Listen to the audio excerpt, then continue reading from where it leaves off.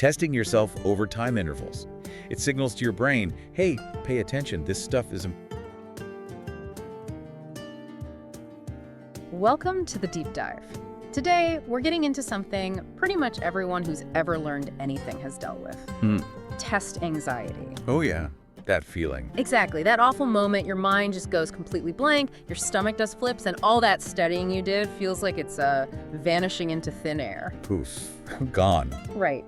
But we're not just talking about the feeling. We're digging into actual usable strategies to study smarter and, importantly, maybe stop those nerves before they even start. Good plan. Our main guide for this deep dive is Dr. Helen Barsham's book, Student's Guide to Conquering Test Anxiety and Improving Study Habits. Catchy title.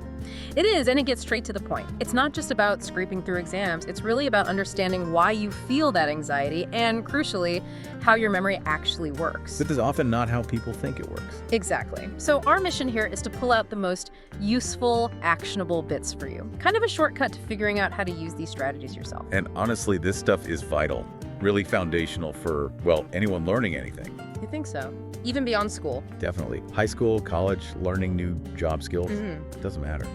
Being able to manage stress and actually get information to stick, that's key. Especially now, So we're drowning in information. So knowing how to learn effectively, how to remember things without anxiety sabotaging you. That's a skill for life, not just for passing tests. Okay, let's dig into this guide then. The author, Dr. Helen Barsham, she's got some serious credentials. Yeah, I saw that. Cambridge doctorate. Yep, from Cambridge University. And her research wasn't just general psychology. It focused specifically on how memory works and how self-belief, they call it self-efficacy, affects how you do in exams. That combination is pretty powerful, memory and belief. It is. But here's the kicker. She's not just an academic researcher. She also spent almost 30 years teaching. Primary, secondary. Wow, 30 years. Yeah. So she's been in the trenches, so to speak. She's seen test anxiety up close, day in, day out. Which makes a huge difference. It's not just theory then. Precisely.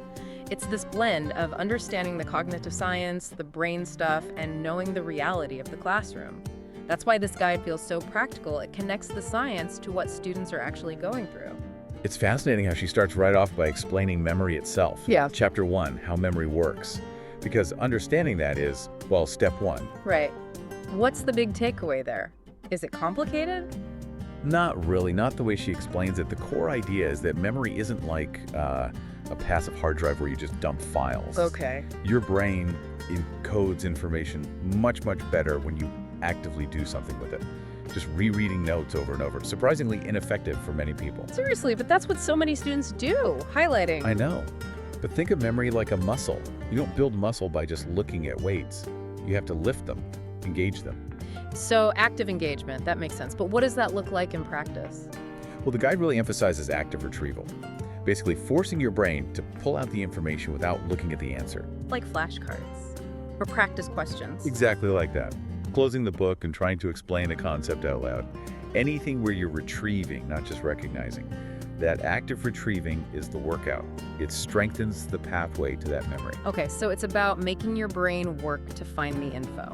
Got it. That leads nicely into the next part, right? Using that science to actually fight the anxiety. Perfectly. Chapter 2 is using cognitive science to tackle test anxiety.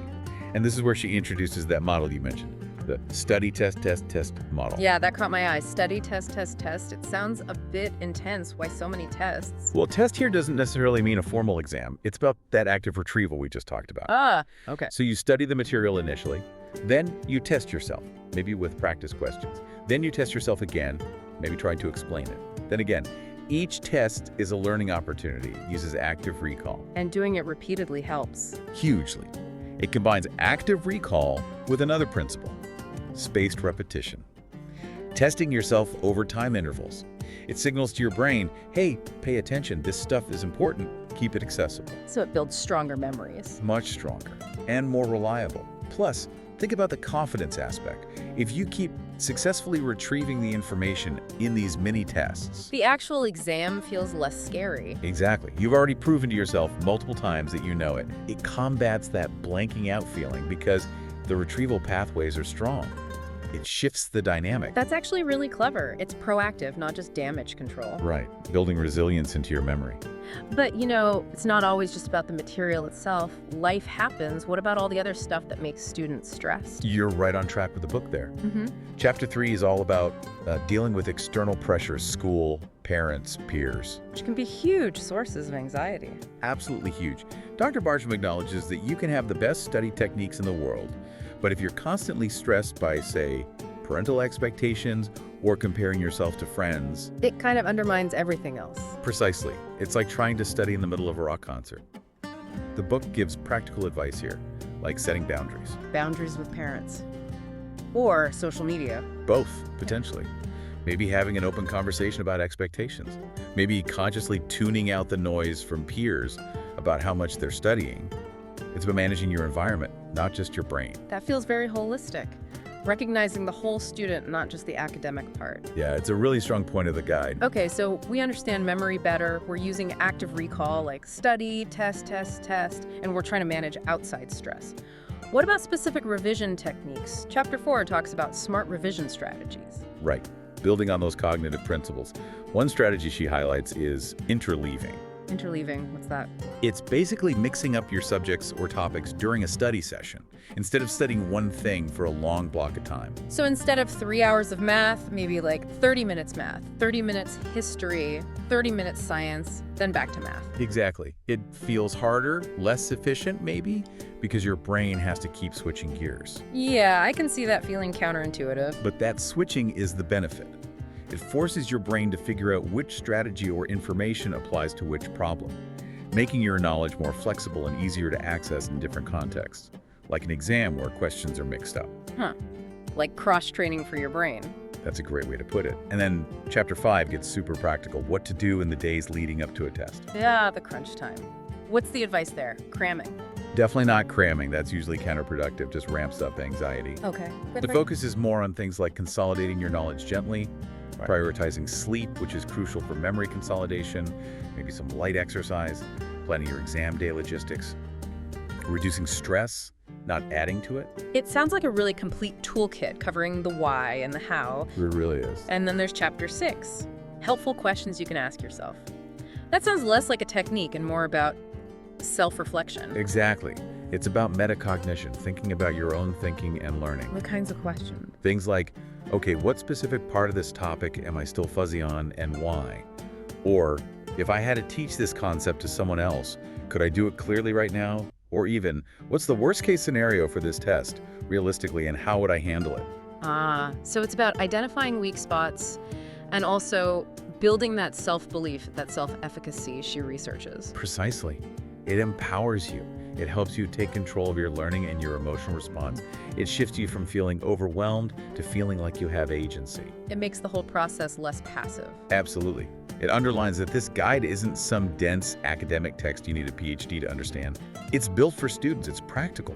It gives you straightforward tools based on solid science to, well, study smarter and stress less. So wrapping this up, the core takeaway from our deep dive into Dr. Barsham's guide seems clear. It offers this really practical, science-backed path to change how you study and how you handle the pressure of tests. Yeah, it really bridges cognitive science and everyday student life effectively. Hopefully hearing about these strategies gives you some concrete ideas for your own approach to learning, moving beyond just getting through exams. And maybe a final thought to chew on. Think about how just understanding why you feel anxious sometimes and understanding how your memory actually works could change everything. How so? Well, it's not just about getting better grades on the next test. It's about building a foundation for how you approach learning anything new for the rest of your life.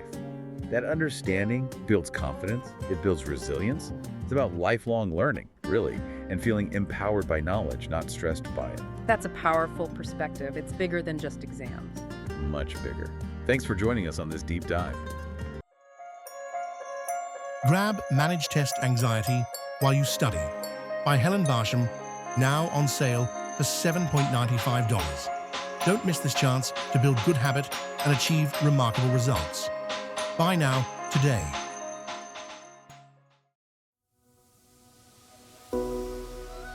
Like and subscribe for more Bookhaven podcasts.